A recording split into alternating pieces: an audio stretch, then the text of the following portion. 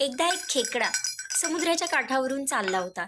वाळूतून चालताना त्याच्या लक्षात आलं, आपण चालतो तसे आपले पावलांचे ठसे उमटले जातात. तो जरा पुढे जायचा, मागे वळून कुतूहलाने पाहायचा. ठसे छान दिसत होते आणि तो जरासा आणखीन पुढे गेला दूरवर.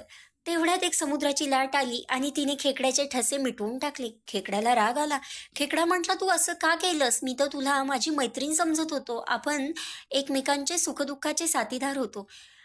लाटेने शांत ऐकून घेतलं आणि नंतर म्हटली, अरे, आपण खरंच मित्र आहोत आणि तुझ्या ठस्यांचा शोध घेत तुला पकडायला मागून मुले येत आहेत आणि त्या मुलांच्या हाती तू सापडू नये म्हणून मी असं केलं. म्हणजे थोडक्यात काय, आयुष्यात बऱ्याचदा असे प्रसंग येतात, वादविवाद प्रत्येक नात्यात आहेत, पण कधीतरी दुसऱ्याचं ऐकून न घेता आपण आपल्या सोयीनुसार अर्थ लावतो आणि तिथेच निर्मिती होते गैरसमजाची.